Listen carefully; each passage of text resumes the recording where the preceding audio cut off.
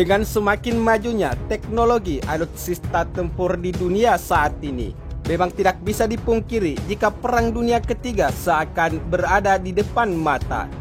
Hal tersebut terbukti dari beberapa negara maju seperti Amerika Serikat, Rusia, dan Cina sebagai negara yang memiliki kekuatan militer terbesar di dunia seakan berbondong-bondong untuk memperkuat sistem pertahanan atau alutsista tempur mereka.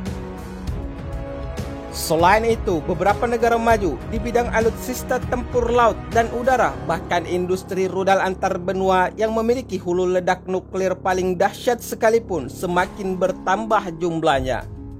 Namun, menurut beberapa sumber media informasi, adapun yang membuat situasi saat ini semakin mengkhawatirkan dengan kemajuan teknologi militer atau alutsista tempur adalah dengan situasi konflik militer di beberapa negara yang semakin bertambah. Misalkan saja konflik militer yang menggunakan alutsista tempur, seperti konflik militer yang baru-baru ini terjadi antara India dan Cina di wilayah perbatasan Ladakh, konflik militer di wilayah Timur Tengah antara Israel dengan Palestina di jalur Gaza, dan yang terakhir, konflik militer baru-baru ini terjadi antara Armenia dan Azerbaijan yang memakan ratusan korban sipil maupun tentara mereka.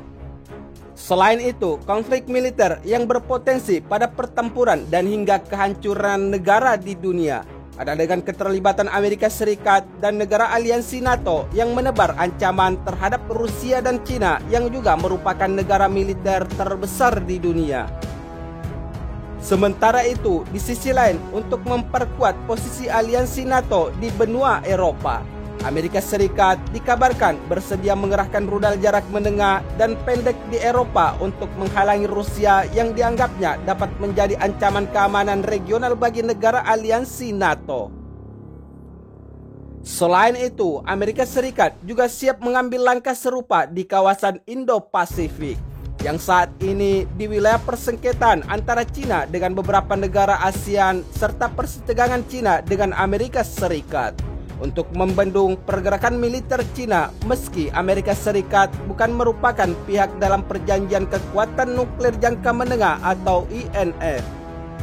Selain itu, menurut media informasi lainnya menanggapi akan hal tersebut, Cina telah mengerahkan ribuan rudal yang ditujukan ke sekutu Amerika Serikat yang dapat digunakan untuk melawan Angkatan Laut Amerika Serikat, ujar kata penasihat Keamanan Nasional Amerika Serikat, yaitu Robert O'Brien saat pidatonya di Institut Hudson, Washington pada Rabu 28 Oktober 2020, seperti yang dikutip media informasi TASS.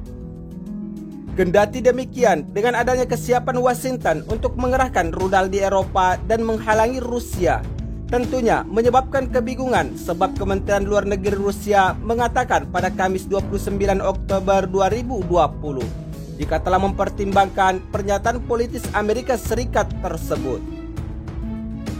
Saya ingin menyarankan elit politik Amerika Serikat untuk mencegah dirinya sendiri daripada mencegah Rusia, ujar juru bicara Kementerian Luar Negeri Rusia, Maria, seperti dilansir media sumber berita TASS.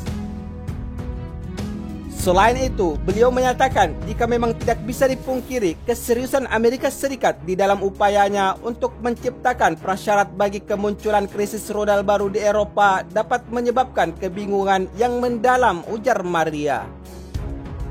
Dengan semakin meningkatnya persitegangan antara Amerika Serikat dan Rusia saat ini, Zakharova beranggapan bahwa tindakan yang O'Brien nyatakan tersebut tidak memperkuat keamanan Amerika Serikat dan sekutunya dengan cara apapun, sehingga satu-satunya hal yang berhasil dihalangi oleh Washington dengan metode semacam itu berkaitan dengan upaya lemah Eropa untuk menunjukkan kemerdekaan dan mencoba membangun hubungan konstruktif dengan Rusia dalam bidang keamanan dan stabilitas. Selain itu, Zakharova kembali menegaskan jika penyebab rudal jarak menengah dan pendek yang sebelumnya dilarang oleh perjanjian INF akan menjadi langkah yang sangat beresiko dan tidak stabil. Inilah mengapa Rusia mendeklarasikan moratorium sepihak untuk menggunakan senjata semacam itu di kawasan. di mana sistem serupa buatan Amerika Serikat tidak akan ada dan komitmen Rusia tetap berlaku sepenuhnya.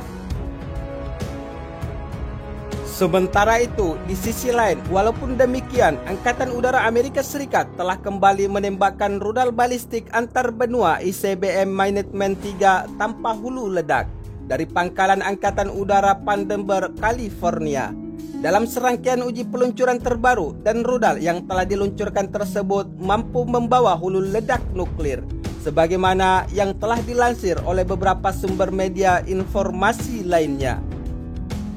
Namun, para pejabat Angkatan Udara Amerika Serikat menekankan bahwa uji coba peluncuran rudal ICBM antar benua tersebut direncanakan dengan baik sebelumnya dan bukan merupakan reaksi terhadap kejadian atau isu militer terkini yang sedang memanas.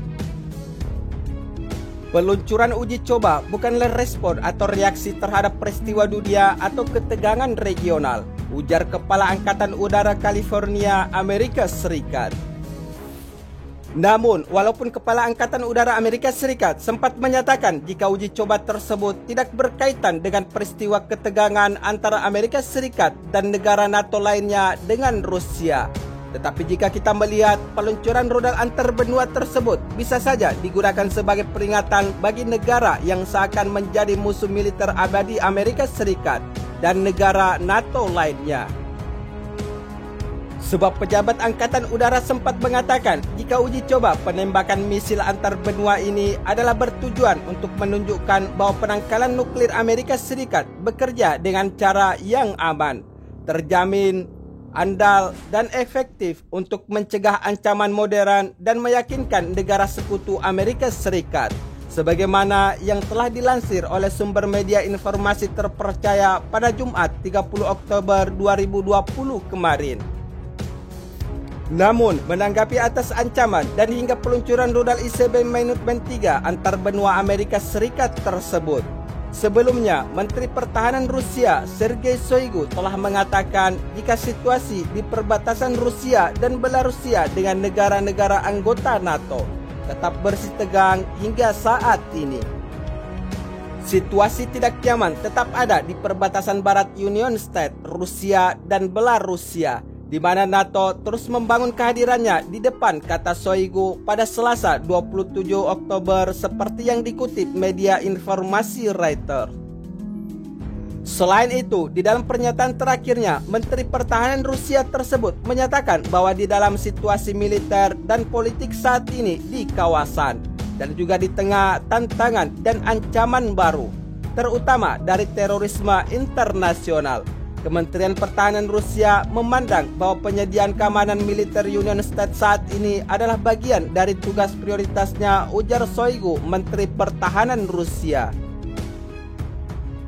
Sementara itu, di sisi lain, negara aliansi NATO terus membangun kekuatan tempurnya dengan semakin meningkatkan persenjataan di dekat wilayah perbatasan Rusia di Laut Hitam dan Belarusia. Namun, sebelumnya Rusia juga telah melakukan kesiapsiagaan untuk menangkal ancaman dari Amerika Serikat ataupun negara NATO dengan melakukan penjagaan rudal Amerika Serikat yang sedang ditingkatkan dan hanya tinggal menunggu waktu di dalam pengoperasiannya sebagai senjata serang Rusia. Sebab hingga saat ini, intensitas latihan militer aliansi persekongkolan negara NATO tidak berkurang meski terjadi pandemi atau COVID-19 yang menyerang seluruh negara di dunia. Hal tersebut berawal dari sebuah pemandangan yang tidak biasa terjadi di pintu masuk menuju Laut Hitam.